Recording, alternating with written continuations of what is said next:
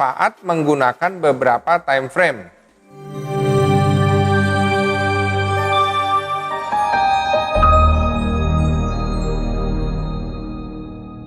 Halo Sobat Traders, kembali bertemu dengan saya Lindu Nenggolan, analis dari Java Global Future. Pada video kali ini, kita akan membahas mengenai manfaat menggunakan beberapa time frame. Biasanya, para trader menggunakan satu atau dua time frame saja dalam tradingnya. Ketika dia melihat posisinya pada time frame H1 atau M30, dia masuk posisi pasar. Ketika dia ambil posisi buy atau sell, ternyata harga bergerak berlawanan arah. Mari kita lihat contohnya pada saat kita melakukan trading hanya dengan satu time frame saja. Dan bagaimana jika kita menggunakan beberapa time frame? Kita lihat video berikut ini. Ya, sekarang kita lihat contoh pada Aussie USD ini time frame M30 ya. Kita bisa lihat di sini di ujung grafik ini terlihat menunjukkan ke arah turun. ADX-nya juga terlihat ini turun ya, menunjukkan turun. Nah, kemudian kita lihat di H1.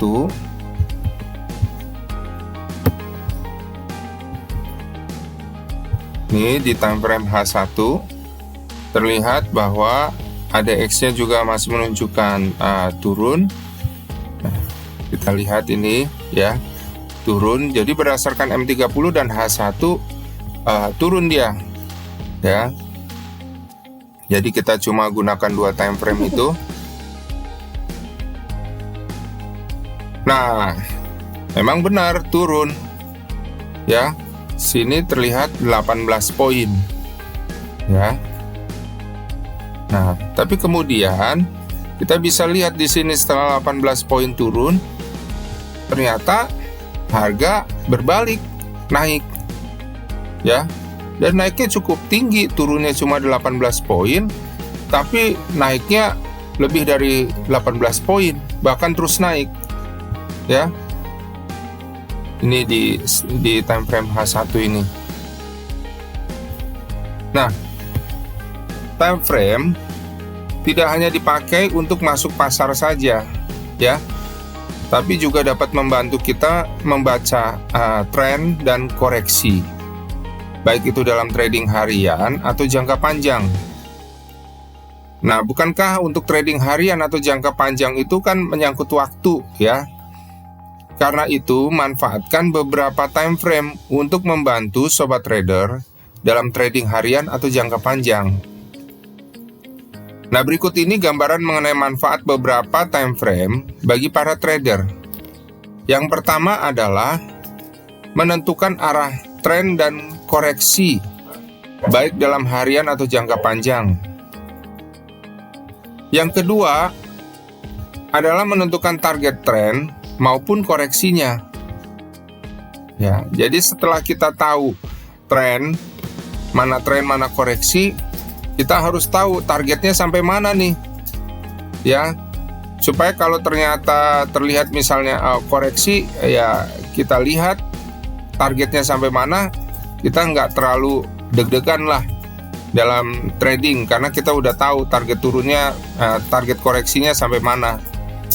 Nah, kemudian yang ketiga adalah menentukan waktu untuk masuk pasar, waktu yang paling tepat ya. Jadi yang pertama memang tentukan dulu arah tren dan koreksi, terus kemudian targetnya, baru tentukan untuk masuk pasar. Jangan langsung masuk pasar dengan hanya menggunakan satu time frame atau dua time frame. Nah, kita akan lihat contohnya. Menentukan tren dan koreksi ini baik harian atau jangka panjang ya, yang kita analisa berdasarkan beberapa time frame ya, tidak hanya dari satu time frame saja, sehingga satu dengan yang lainnya saling konfirmasi. Kita lihat contohnya tadi sudah kita lihat di H1 dan M30 Aussie USD menunjukkan turun, ya. Tapi ternyata di time frame H4, nah ini terlihat di sini ADX menunjukkan tren naik. Memang di sini terlihat grafiknya turun. Nah, karena di sini menunjukkan naik, ya kita nggak ambil posisi dulu, ya. Karena belum tentu dia terus turun, walaupun dilihat di H1 dan M30 turun. Ya, kita lihat kemudian. Nah, ternyata benar ini hanya koreksi. Ya, ADX itu kan untuk mengukur tren, ya. Terlihat dia akhirnya setelah terkoreksi kembali Aussie naik. Nah, selanjutnya memang terlihat Aussie USD akhirnya terus naik sampai menuju Bollinger atas 20 ini. Ya. Jadi seperti contoh yang saya kemukakan di sini bahwa gunakanlah beberapa time frame, ya, terutama time frame yang lebih besar untuk melihat tren maupun koreksinya ke arah mana sebenarnya. Baru tentukan untuk masuk pasar berdasarkan H1 atau M30 seperti itu, ya. Jadi contohnya seperti ini. Dilihat di H4 ketahuan trennya naik, ya. Masih kuat untuk naik trennya, ya. Nah, kalau dilihat di H1 atau M30 terlihat turun seperti contoh tadi, berarti itu saatnya kita menunggu momen untuk siap mengambil buy. Sampai di mana koreksinya? Ya, kan tadi kita sudah tentukan, selain menentukan tren dan koreksi, tentukan target kan? Ya, contoh ini, ya, akhirnya kan turun. Kita tentukan kapan kita untuk ambil posisi buy sesuai trennya, ya. Nah, kita bisa berdasarkan harga terendah sebelumnya, bisa berdasarkan harga terendah ini targetnya, bisa berdasarkan harga terendah ini targetnya, ya. Nah, di posisi level ini kita buy atau siap ambil buy limit di sini, walaupun akhirnya kalau buy limit di Bollinger bawah 20 ini ya terlihat tidak tersentuh, ya. Tapi lebih baik ya tidak tersentuh gitu, ya, tidak masuk pasar daripada masuk pasar malah salah kan, seperti itu, ya. Jadi itulah gunanya untuk menggunakan beberapa time frame, tidak hanya 1 atau 2 time frame saja untuk melakukan trading, ya. Nah, kita lihat contohnya langsung di MetaTrader. Kita lihat coba ini Aussie USD. Sebenarnya arah tren besarnya kemana sih? Nah, kita lihat di sini. Trennya Aussie USD ini masih kuat untuk naik. Dilihat dari ADX, dilihat dari moving average yang masih terus mendorong ke atas. Targetnya kemana? Setelah kita tahu trennya arah naik, targetnya ke arah Bollinger atas 20 di sini. Ini bulanan, ya. Jadi jangka panjang. Targetnya ke 0.7396 Aussie. Dilihat di weekly bulanan. Nah, nggak beda jauh levelnya, ya. Di level 0.7348. Jadi ya kira-kira sekitar 0.7350 sampai 0.74 lah target Aussie untuk naik, ya. Ini posisi tertinggi minggu ini sudah melebihi posisi tertinggi yang seminggu lalu maupun 2 minggu lalu, ya. Jadi masih terus naik. Kita lihat daily. Nah, daily ternyata untuk mencapai target ini saat ini sekarang sedang terkoreksi.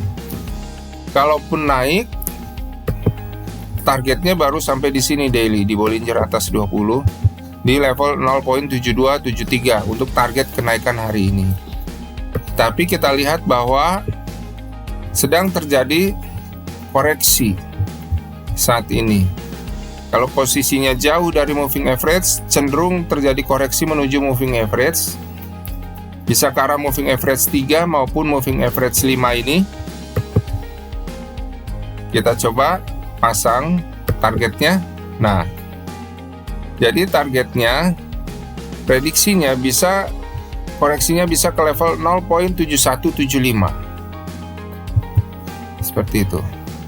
Nah, jika tidak tembus level 0.7175, ya karena tren besarnya naik, kita bisa nanti untuk ambil posisi buy. Nah, ini di sini 7175 atau level 7185. Siap-siap kita untuk buy Aussie USD. Ya. Nah, jadi ini posisi buy yang kita bersiap-siap untuk ambil posisi buy di level 0.7175 sampai 0.7185. Jika sobat traders memiliki pertanyaan, silahkan tulis pertanyaan Anda di kolom komentar. Sudah dulu ya video kali ini. Kita akan bertemu kembali di video-video selanjutnya. Bagi sobat traders yang ingin mengetahui info-info mengenai trading, mari join bersama kami di Telegram Forex Simpro Community. Trade by yourself and safe trading. Salam profit.